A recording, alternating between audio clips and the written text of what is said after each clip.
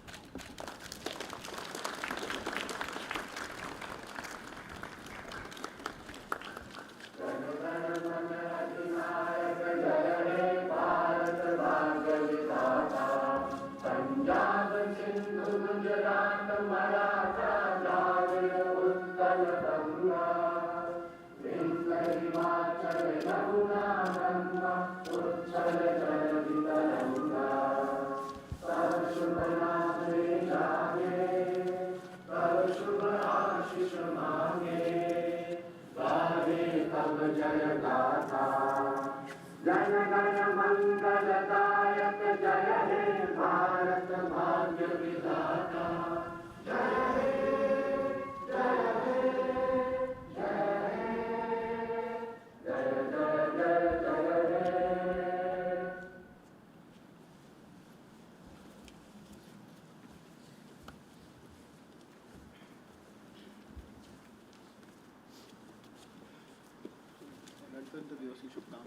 I now invite everyone to join us in the foyer, where Ambassador will be reading out the address of Honorable President of India.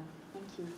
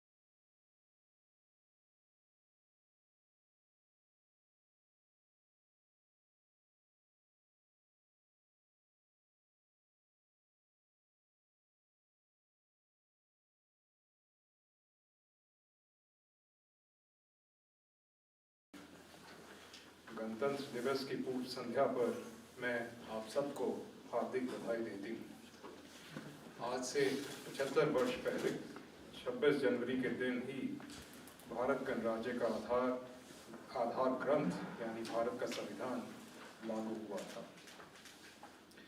Then she continued, the Constituent Assembly, after nearly 3 years of debates, adopted the Constitution on 26th of November in 1949.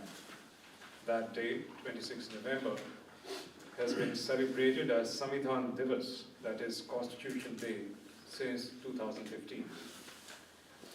Republic Day is indeed a matter of collective joy and pride for all citizens. 75 years, someone might say, is only the blink of an eye in the life of a nation.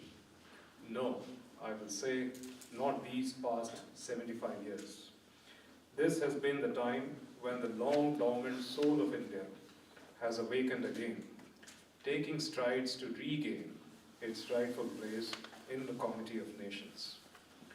Amongst the oldest civilizations, India was once known as a source of knowledge and wisdom. There, however, came a dark phase, and inhuman exploitation under colonial rule led to utter poverty. Today, we should first recall the brave souls who made great sacrifices to free the motherland from the shackles of foreign rule. Some were well known, while some remained little known till recently. We are celebrating this year the 150th birth anniversary of Bhagwan Birsa Munda, who stands as a representative of the freedom fighters whose role in the national history is now being recognized in true proportions. In the early decades of the 20th century, their struggles consolidated in an organized nationwide independence movement. It was the nation's good fortune to have the likes of Mahatma Gandhi, Rabindranath Tagore and Baba Saheb Ambedkar, who helped it rediscover its democratic ethos. Justice, liberty, equality and fraternity are not theoretical concepts that we came to learn in modern times. They have always been part of our civilizational heritage. It also explains why the critics who were cynical about the future of the Constitution and the Republic when India had newly become independent were proven so thoroughly wrong. The composition of our Constituent Assembly was also a testimony to our Republican values. It had representatives from all parts and all communities of the country. Most notably, it had 15 women among its members, including stalwarts such as Sarojini Naidu, Rajkumari Amrit Kaur, Sucheta Kriplani, Hansaben Mehta, and Malti Chaudhary. When women's equality was only a distant ideal in many parts of the world, in India, women were actively contributing in shaping the destiny of the nation. The Constitution has become a living document because civic virtues have been part of our moral compass for millennia. The Constitution provides the ultimate foundation of our collective identity as Indians. It binds us together as a family. For 75 years now, it has guided the path of our progress.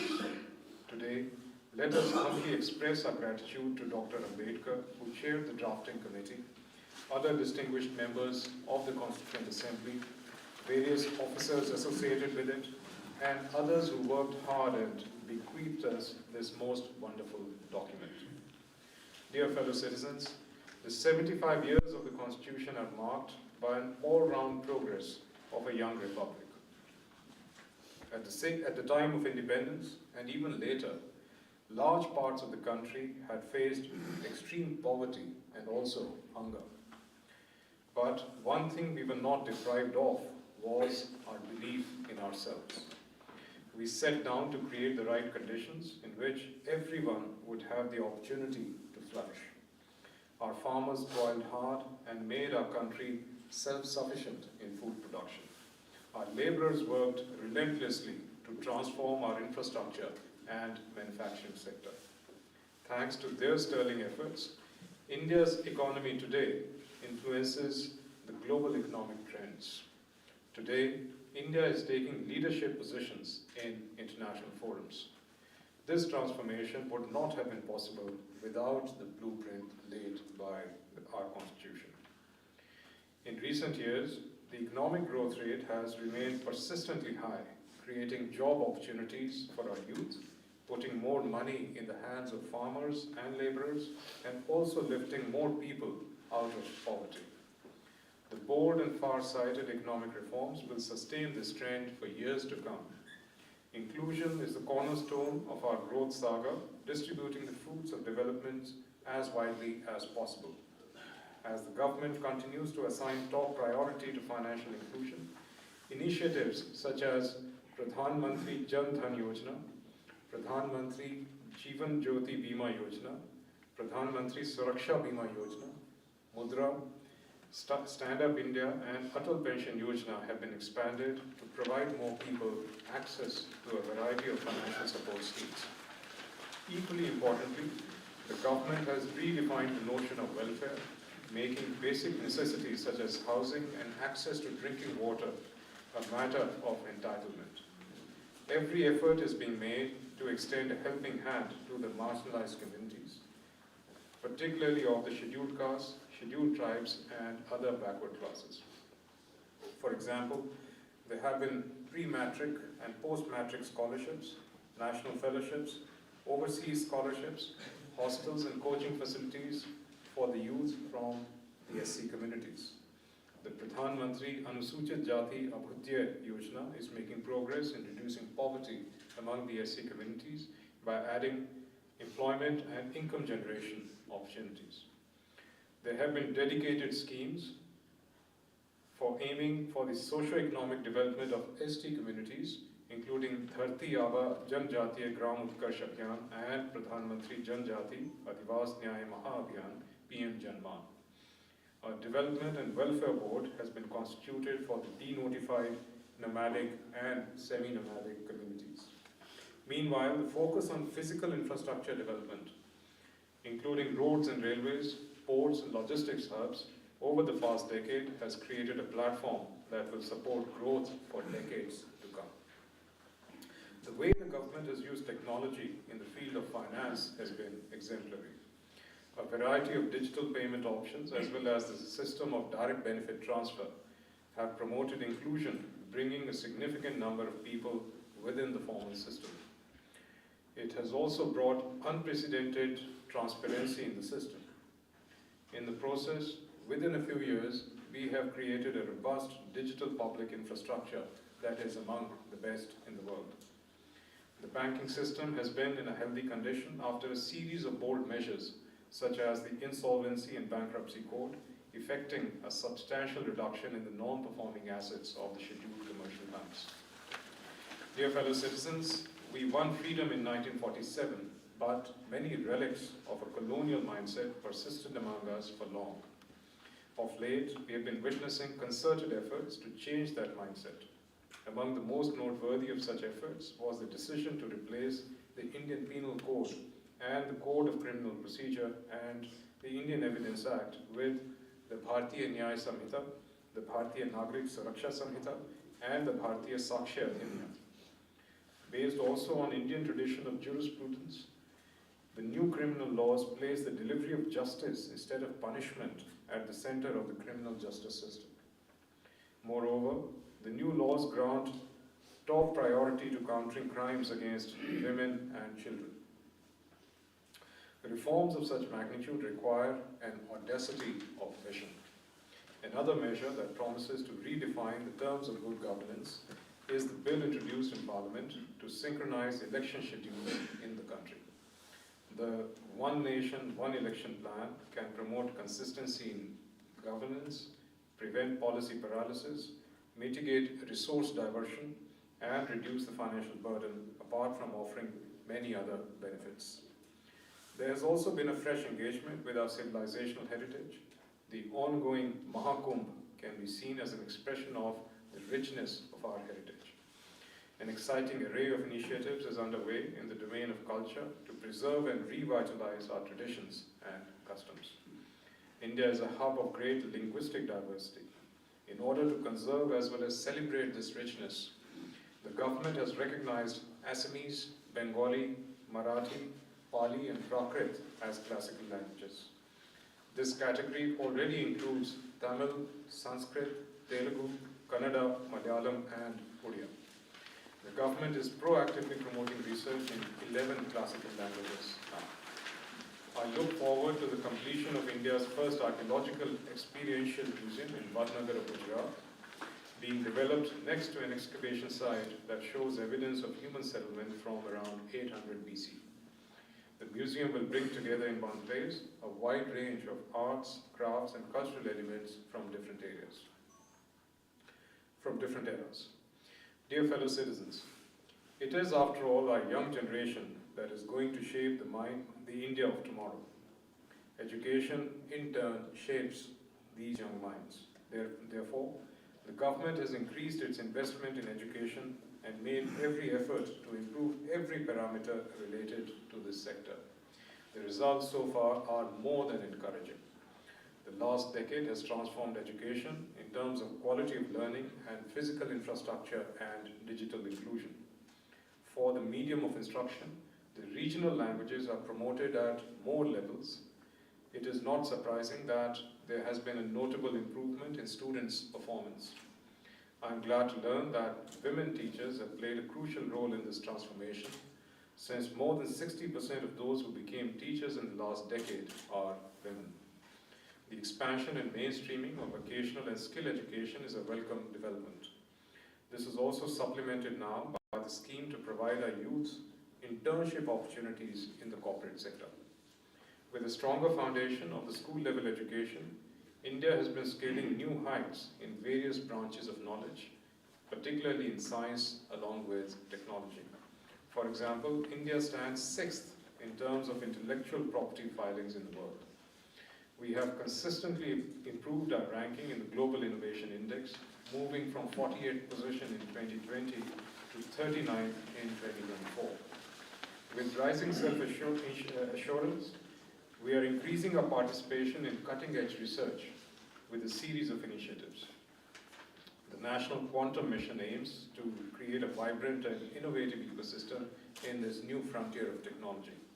Another noteworthy beginning is with the National Mission on Interdisciplinary Cyber-Physical System, which plans to include several advanced technologies, including artificial intelligence, machine learning, robotics, and cybersecurity. These technologies were called futuristic till recently, but they are fast becoming part of our daily lives. The Genome India project has been not only an exciting venture in exploring nature, it is also a veritable defining moment in the history of science in India. Under its flagship program, the genome sequencing of 10,000 Indians have been made available for further research only this month. This path-breaking project will open new vistas in biotechnology research and also gave a fillip to the public healthcare system. The Indian Space Research Organization has been taking giant leaps in space in recent years. This month, the ISRO once again made the nation proud with its successful space docking experiment. India has now become the 4th country in the world to have this capability. Our increasing confidence levels as a nation are also reflected in the arena of sports and games, where our players have scripted thrilling success stories. Last year, our athletes made a mark in the Olympics Games. In the Paralympic Games, we sent our largest contingent ever, who came back with our best ever performance. Our chess champions impressed the world, as our men and women won the gold at the FIDE Chess Olympiad. The achievements in the sports during the year 2024 were capped by D. Gukesh, who became the youngest world chess champion. Supported by a great improvement in training facilities at the ground level, these sportspersons have made us proud with their winning drive and inspired the next generation to aim higher and higher. Our brothers and sisters living abroad have taken the best of our culture and civilization to different parts of the globe and have made us proud with their achievements in diverse fields. They have always considered themselves to be a part of the India story. As I said at the Pravasi Bharatiya Divas earlier this month, I'm confident of their proactive and enthusiastic participation in the making of a Viksit Bharat, a developed India, by the year 2047. Dear fellow citizens, thanks to substantial and concrete progress in a wide range of areas, we are marching towards the future, holding our heads high. The key to our future is our youth, and especially the young women. Their dreams are molding the India of tomorrow, when we will be celebrating the centenary of our independence.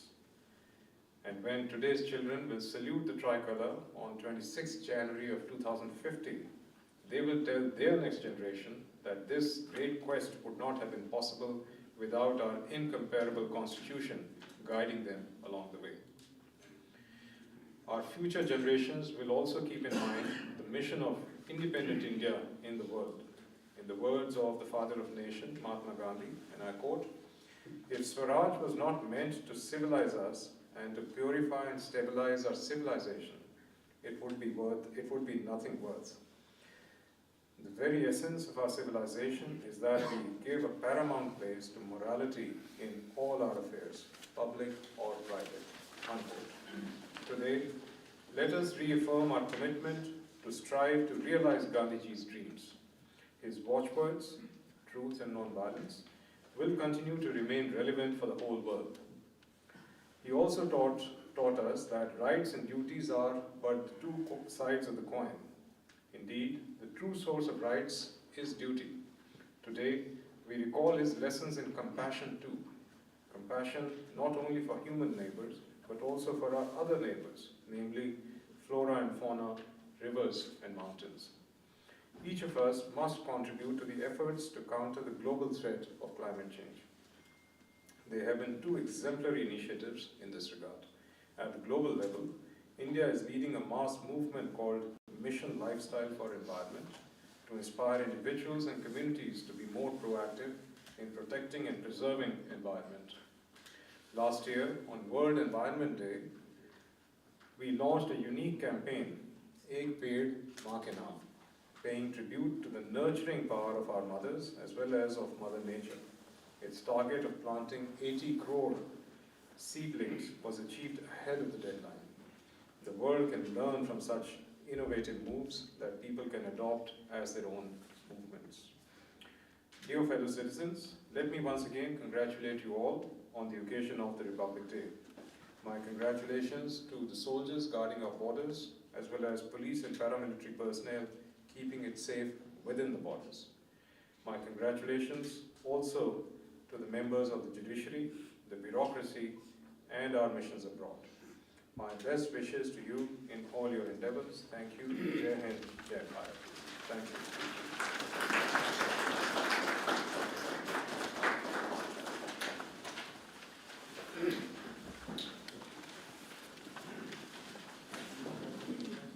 Thank you, sir. May I now please request everyone to join us for refreshments in the multipurpose hall. Wish you all a very happy Republic Day. Thank you.